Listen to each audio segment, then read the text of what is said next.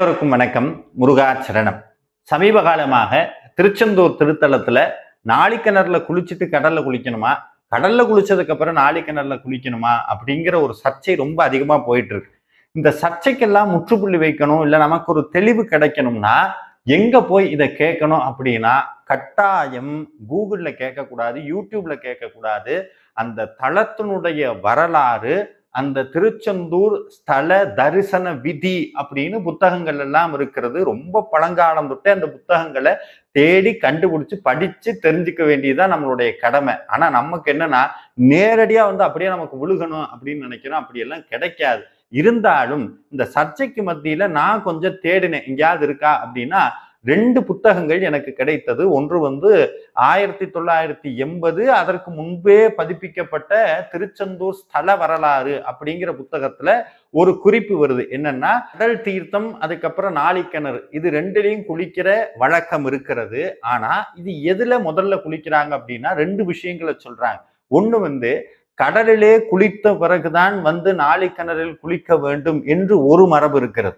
இன்னொரு மரபு என்ன சொல்லுது, இல்ல நாளிக்கிணறுல குளிச்சதுக்கு அப்புறம் தான் கடல்ல போய் குளிக்கணும் அப்படின்னு இன்னொரு மரபு சொல்லுது. இப்ப இந்த 2 இடத்துல இப்படி ஒரு சர்ச்சை நிக்குது.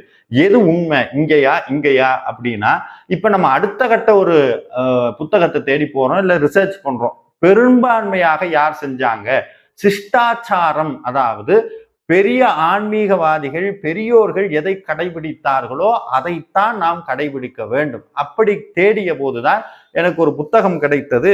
அது 6 ரெயின்ஸ் ஆஃப் முருகா அப்படின்னு இந்த 6 படை வீட்டை பற்றிய ஒரு அற்புதமான ஒரு குறிப்புகளோடு கிடைக்கக்கூடிய ஒரு புத்தகம்.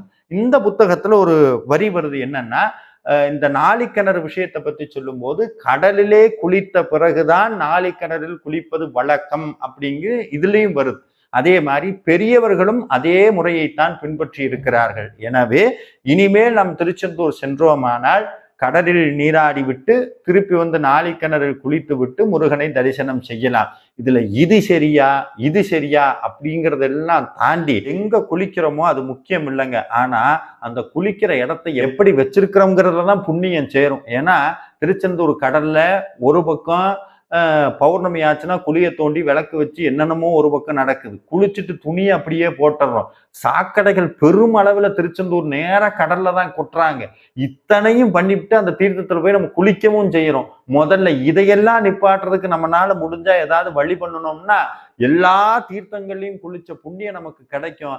அதை விட கோடி புண்ணியம் நமக்கு வேணும்னா திருச்செந்தூர்ல போய் கூட்டத்துல நின்று நசுங்கி அதெல்லாம் பண்றதை காட்டிலும் அந்த திருச்செந்தூர்ல ஏதாவது ஒரு இடத்தை எடுத்து கோவில்ல நம்ம கையால விளக்கமாறு எடுத்து கூட்டி குப்பை அள்ளி போட்டு முடிஞ்ச அளவுக்கு சுத்தம் செஞ்சோம்னாலே அத்தனை புண்ணியமும் நம்மை தேடி வரும். நன்றி, வணக்கம், முருகாச்சரணம்.